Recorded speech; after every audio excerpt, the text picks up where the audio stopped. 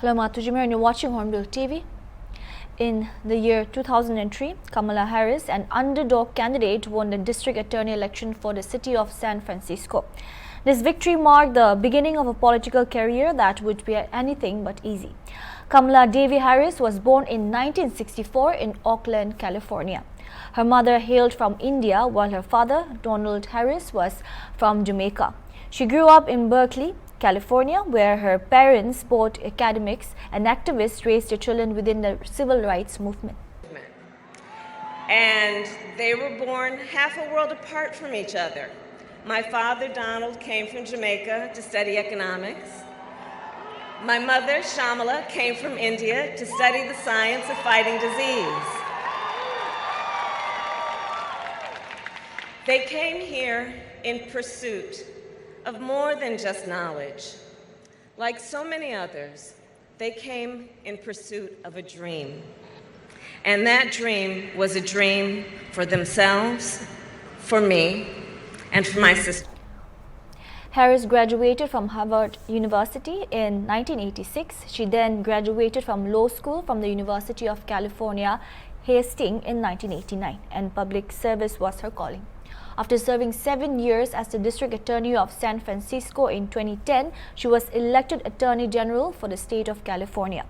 She broke barriers as the first Black and first South Asian woman to hold the position, which she did for 6 years before she stepped into national politics. In 2016, she ran for Senate in California and she won, and it did not take long for her fight to be felt in Washington, D.C. Has the President or anyone at the White House ever asked or suggested that you open an investigation of anyone? I wouldn't. Yes or no? Could you repeat that? When her insistency, inquiries and progressive policies, presidential buzz was quickly building around her, and she made it official in 2019. So, I stand before you today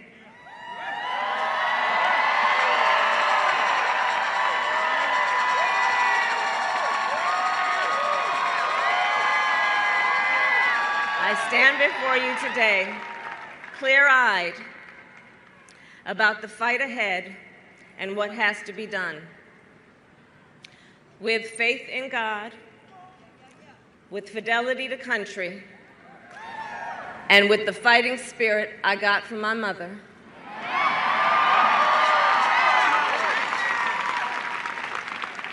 I stand before you today to announce my candidacy for President of the United States.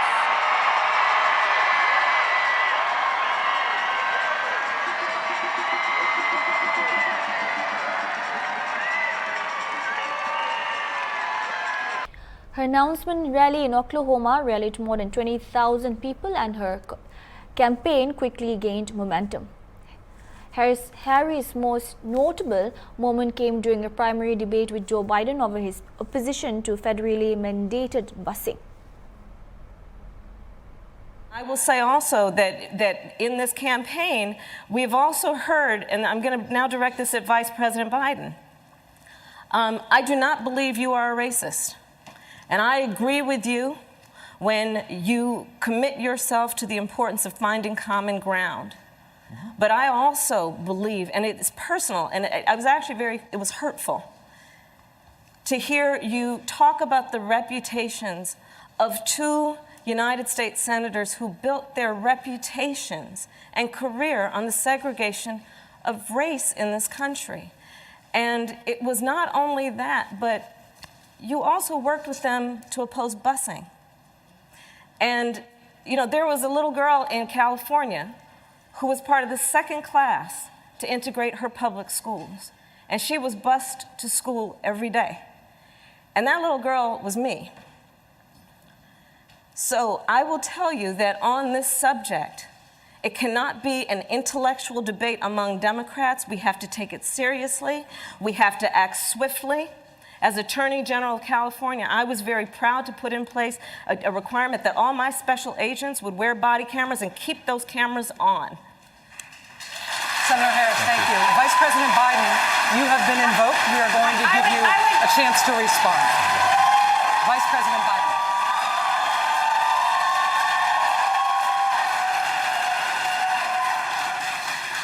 It's a mischaracterization of my position across the board. I did not praise racist. That is not true. Number one. Number two, if we want to have this campaign litigated on who supports civil rights and whether I did or not, I'm happy to do that. I was a public defender. I didn't become a prosecutor. I came out and I left a good law firm to become a public defender when in fact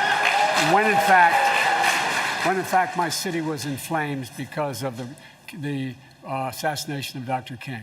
Number one. Number two, as the Vice President of the United States, I work with a man who, in fact, we worked very hard to see to it we dealt with these issues in a major, major way.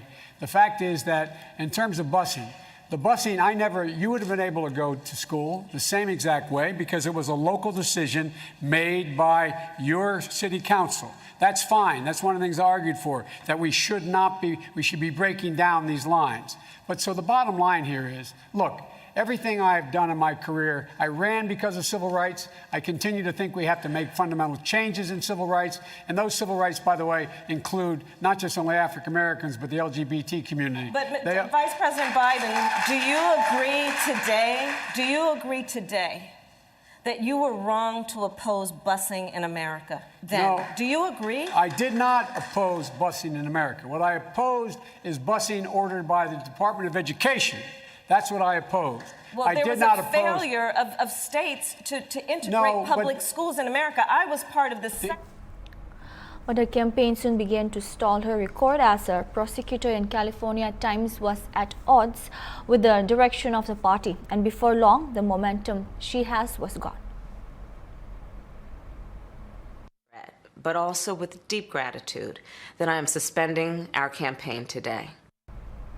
However, she would soon be on a new campaign. Just months after her own campaign fell apart, Kamala Harris was on the presidential ticket with Joe Biden. To join me as the next Vice President of the United States of America, and that's Senator Kamala Harris.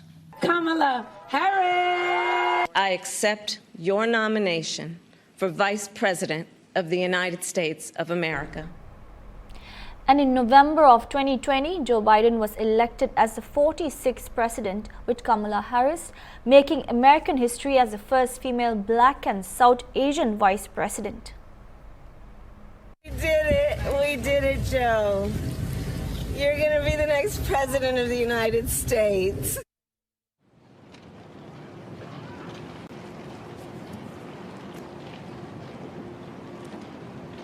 Please raise your right hand and repeat after me. I, Kamala Davy Harris, do solemnly swear. I, Kamala Davy Harris, do solemnly swear That I will support and defend the Constitution of the United States. that I will support and defend the Constitution of the United States Against all enemies, foreign and domestic. against all enemies, foreign and domestic, That I will bear true faith and allegiance to the same.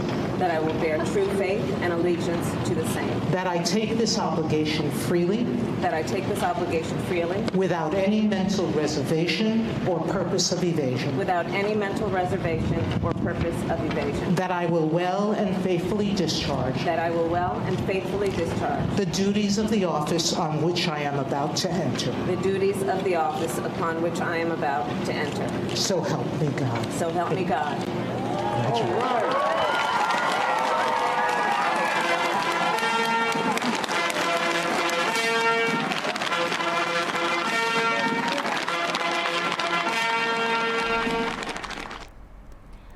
In her role as vice president, she initially seemed to struggle to find her footing. At first, she was assigned the immigration crisis, but she found her voice when Roe versus Wade was overturned, and she has taken the message of reproductive rights through the country. 1 in 3 women of reproductive age live in a state with an abortion ban. Since Roe was overturned, I have met women who have had miscarriages in toilets because they were refused care. We trust women. And when Congress passes a law that restores the reproductive freedoms of Roe, our President, Joe Biden, will sign. And as the 2024 presidential campaign began to heat up, Vice President Harris stayed the course. Even after President Biden's performance against former President Donald Trump, she stood by him and President Biden stood by her. Look at current polling. The front runner for a Republican nomination is the former president, the 45th president. We will win re-election. We will win re-election. There is too much at stake, and the American people know it. And now as President Biden drops off the race, all eyes are now on the Vice President Kamala Harris. Vice President Kamala Harris has been President Joe Biden's natural successor as a Democratic candidate in the 2024 election, top Democrats say. Harris, 59, a former U.S. Senator and California Attorney General, would be the first woman to become President of the United States if she were the party's nominee and prevailed in the November 5 election. She is the first African American and Asian person to serve as Vice President. On Sunday, Biden endorsed Harris as the Democratic presidential nominee for the upcoming election. My fellow Democrats, I have decided not to accept the nomination and to focus all my energies on my duties as president for the remainder of my term. My very first decision as the party nominee in 2020 was to pick Kamala Harris as my vice president, and it's been the best decision I've made. Today, I want to offer my full support and endorsement for Kamala to be the nominee of our party this year. Democrats, it's time to come together and beat Trump. Let's do this, Biden said in a post.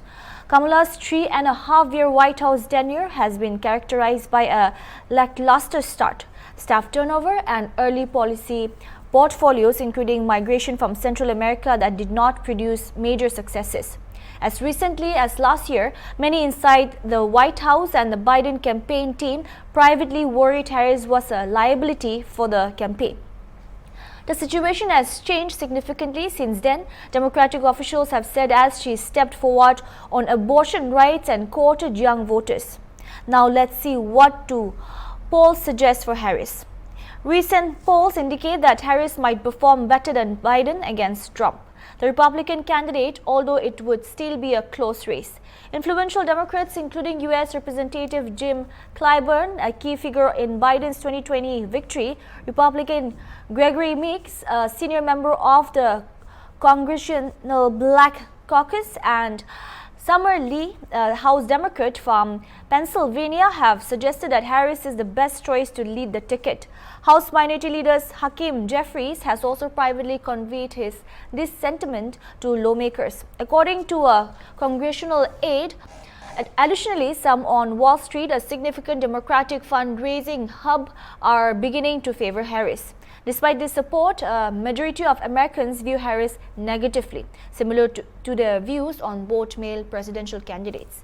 Since the Supreme Court overturned women's constitutional rights to abortion in 2022, Harris has emerged as the Biden administration's leading advocate for reproductive rights, and issue Democrats and are counting on to boost their chances in 2024 election. Some Democrats believe Harris could energize key Democratic-leaning groups whose support for Biden has waned, including black voters, young voters, and those discontent with Biden's handling of the Israel-Hamas conflict. As Vice President Harris's public stance on Israel mirrors Biden's, though she was the first senior U.S. government leader to call for a ceasefire in March. However, Harris may face challenges in appealing to moderate Democrats and independent voters who favor Biden's centrist policies. According to some Democratic donors, both parties rely on independents to secure victory in presidential elections. Harris would inherit the funds raised by the Biden campaign and its campaign infrastructure, a significant advantage with just 4 months until the election on November 5. Nevertheless, any Democratic campaign will need to raise hundreds of millions of dollars more before November to be competitive, strategists say. Here, Harris might face difficulties. Nonetheless, some Democrats believe Harris's prosecutorial background could prove advantageous in a direct debate against Trump. That's all we have for now. Keep watching Hornbill TV.